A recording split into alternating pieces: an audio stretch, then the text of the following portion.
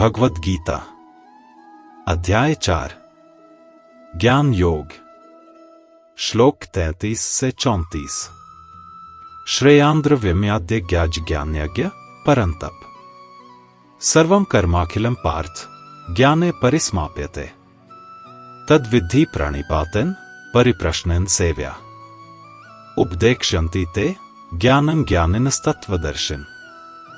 हे परंतप, सामान से किए गए यज्ञ से ज्ञान यज्ञ श्रेष्ठ है, क्योंकि हे पार्थ, सभी कर्म अंत में ज्ञान में ही समाप्त हो जाते हैं।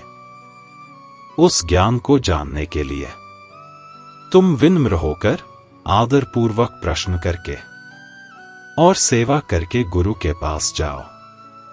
जो सच्चाई को देख चुके हैं वे तुम्हें वह ज्ञान देंगे।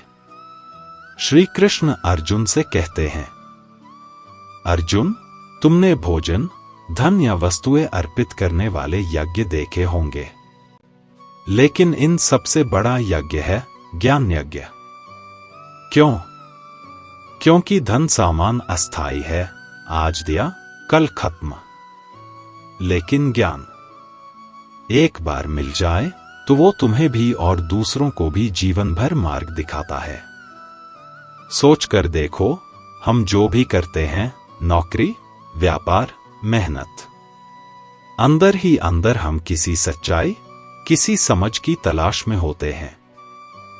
जानना चाहते हैं कि क्या सही है, क्या जरूरी है और क्या असली मायने रखता है।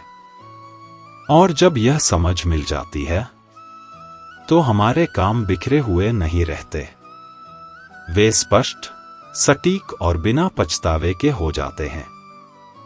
श्री कृष्ण का संदेश है, किसी को भोजन दो, उसका एक दिन का पेट भरता है।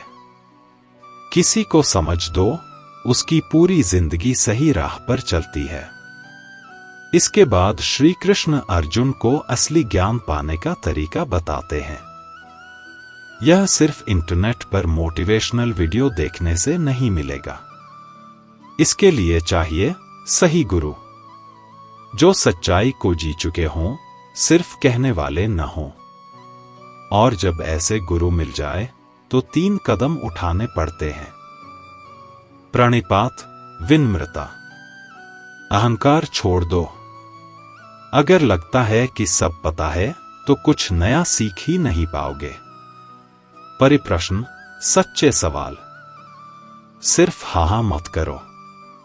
ऐसे सवाल पूछो जो दिल से हों, समझने के लिए, उलझाने के लिए नहीं। सेवा, सम्मान का भाव। गुरु के समय और ज्ञान की कद्र करो। सेवा का मतलब केवल मदद नहीं, यह आभार का सच्चा इजहार है। श्री कृष्ण का संदेश है, अगर सच में जीवन की गहराई समझनी है तो सही मार्गदर्शकों से जुड़ो, सही मन से सीखो। सम्मान, जिज्ञासा और अपनापन यही ज्ञान का द्वार खोलते हैं।